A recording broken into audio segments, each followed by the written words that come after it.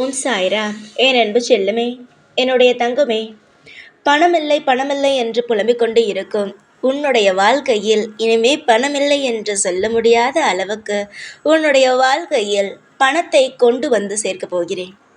இந்த ஒரு வார்த்தையினால் இன்று இரவுக்குள்ளேயே பல மாற்றங்கள், பல நல்ல விஷயங்கள், பணமானது உன்னை தேடி வரும்.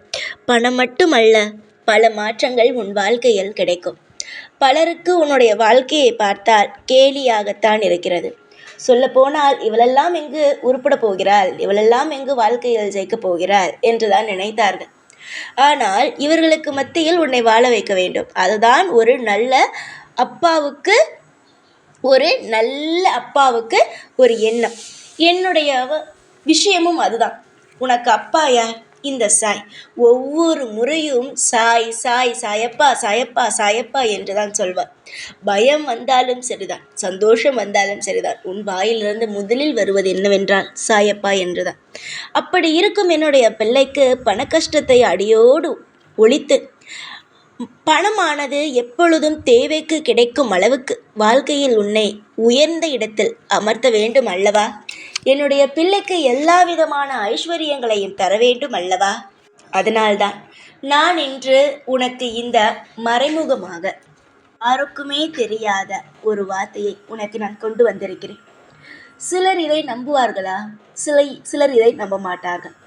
ஆனால் நம்புபவர்களுக்கு பாக்கியசாலி, நம்பாதவர்கள் தான் இழந்து நிற்பார்கள். இதை நீ நம்பி நீ சொன்னால் உன்னுடைய வாழ்க்கையில் மிகப்பெரிய ஒரு இடத்திற்கு செல்வாய். முக்கியமாக உன்னுடைய பண கஷ்டம், உன்னுடைய மன கஷ்டம் எல்லாவற்றையும் நீக்கி உனக்கு ஒரு சந்தோஷமான வாழ்க்கையை தர வேண்டும் என்பதற்காகத்தான் இந்த சாயாகிய நான் இந்த மறைமுகமாக யாருக்கும் தெரியாத, எப்பொழுதும் யாருக்கும் இதை நீ சொல்லவும் கூடாது, சரியா? ஏனென்றால் இது உனக்காக நான் சொல்லும் ஒரு வார்த்தை. அதை நீ யாரிடமும் சொல்லி இது செய்துதான் நான் இந்த நிலைமைக்கு வந்தேன், இது சொல்லிதான் நான் என்னுடைய வாழ்க்கையில் முன்னேறினேன் என்று சொல்லக்கூடாது. உன்னுடைய கர்மவினை முடிந்து விட்டது, அதனால் உன்னுடைய காதுக்கு இது வந்து சேர்ந்திருக்கிறது. ஆனால் இதையெல்லாம் தெரியாமல் உன்னுடைய வளர்ச்சிக்கு பிறகு இது நிச்சயமாக இது செய்துதான் நான் வந்தேன் என்று மற்றவரிடம் நீ சொல்லக்கூடாது. புரிகிறதா என் தங்கமே? மறைமுகமாக ரகசியமாக இருக்கட்டும். வாழ்க்கையில் எது செய்தாலும் ரகசியமாக வைத்து கொள்ளுங்கள். ஏனென்றால் எப்பொழுதும் யாரும் உங்களை சொல்லிக்காட்ட முடியாது. இவள் இதை செய்துதான் வந்தாள், அதை செய்துதான் வந்தாள் என்று சொல்ல முடியாது. நீ வெளியில் சொன்னால்தானே உன்னுடைய வாழ்க்கையில் இந்த மாதிரியான விஷயங்களை செய்தாய் என்று சொல்வார்கள். அதனால்தான் நீ எந்த ஒரு விஷயம், இந்த விஷயம் என்று அல்ல, எல்லா விஷயத்தையும் மறைமுகமாக செய். நீ என்ன தவறா செய்ய போகிறாய்? மற்றவர்களை உன்னை தண்டிக்க நல்ல விஷயங்களை தான் செய்கிறாய். எவ்வளவோ பண கஷ்டம் வந்தது, எவ்வளவோ சொந்தக்காரர்களுக்குள் மன கஷ்டம் வந்தது. ஆனால் எல்லா நிலையிலும் நீ தைரியமாகத்தானே இருந்தாய்.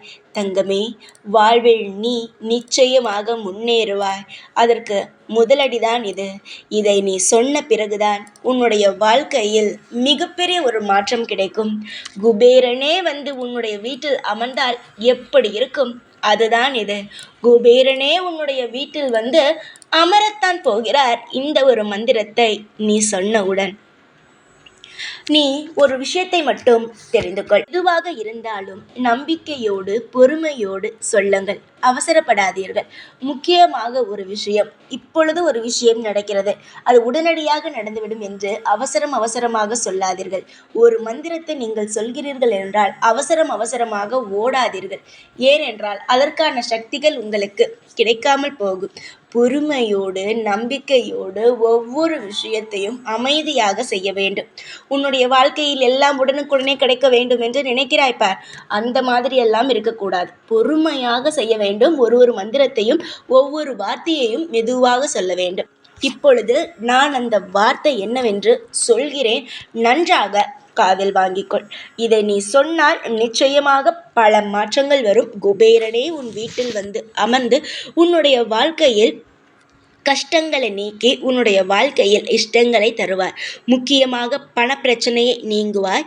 நிச்சயமாக உன்னுடைய வாழ்க்கையில் தொழிலில் இருக்கும் தடங்கல்கள் நீங்கும். தொழிலில் இருக்கும் தடங்கல்கள் நீங்கினாலே பணமானது உன்னுடைய வாழ்க்கையில் வர ஆரம்பித்துவிடும். நன்மைகள் உண்டாகட்டும். செல்வ செழிப்புகள் உனக்கு ஏற்படட்டும். எல்லாம் உனக்கு பிடித்ததாக ஒவ்வொன்றாக நடக்கட்டும். காலம் நிச்சயமாக உன்னுடைய கஷ்டத்திற்கு பதில் சொல்லும் நேரம் வந்துவிட்டது. வாழ்நாள் முழுவதும் உன்னுடைய வாழ்க்கையில் கஷ்டப்படுவாய் என்று நினைத்தாய். ஆனால் இதுதான் கிடையாது. உன்னுடைய இஷ்டம் போல வாழும் நாள் வந்துவிட்டது. புரிகிறதா? நல்லது நடக்கட்டும். கவனமாக கேள். நான் சொல்வது உனக்காகத்தான். அதனால் அலட்சியமாக கேட்காதே. புரிகிறதா? ஓம் க்ரீம் ஸ்ரீம் க்ளீம் ஸ்ரீம் க்ளீம் விட்டேஸ்வராய நமக. மறுபடியும் சொல்கிறேன்.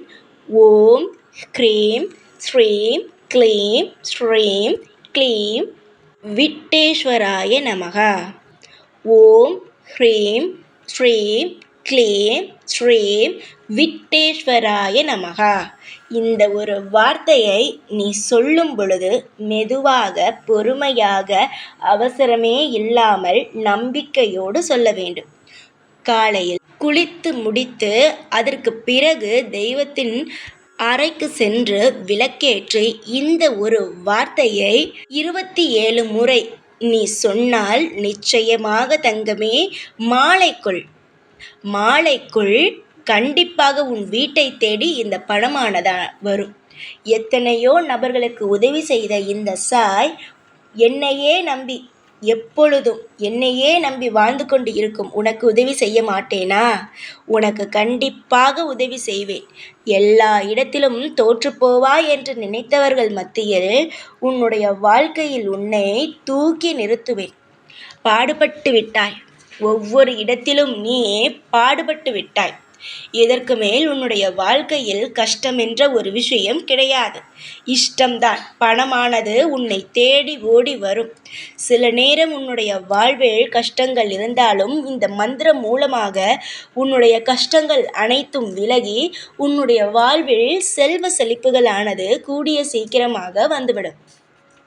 அதுவும் உனக்கு உதாரணமாக சொல்ல வேண்டும் என்றால் கண்டிப்பாக இன்று மாலைக்குள்ளேயே உன் வாழ்வில் ஒரு சில பணங்களானது வரும். அது அப்படியே நிற்காமல் தொடர்ந்து உன்னுடைய வாழ்க்கையில் பணங்களானது கிடைத்து கொண்டே இருக்கும். புரிகிறதா என் தங்கமே? ஆசையாக ஒவ்வொரு விஷயத்தையுமே நீ செய்தாய்.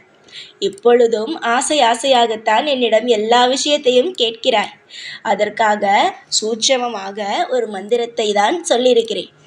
இதை நம்பிக்கையோடு நீ சொல்லும்போது உன்னுடைய மனதில் இருக்கும் அனைத்து கவலைகளும் நீங்கி உன்னுடைய வாழ்வில் இன்பங்களானது வர ஆரம்பிக்கும். நான் இருக்கும் பொழுது உனக்கு கவலை எதற்கு? எத்தனையோ நபர்கள் உன்னுடைய வாழ்க்கையில் ஏதேதோ விஷயங்களை சொல்லலாம். ஆனால் இந்த சாய் சொல்வது மட்டுமே தான் உனக்கு பலிக்கும். நம்பிக்கையோடு இருங்கள். சதா சர்வகாலமும் நான் இருப்பேன் உங்களுக்கு. எப்பொழுதும் உங்கள் கூடவே இருப்பேன். இந்த சாய்நான். ஓம் சாய்ராம்.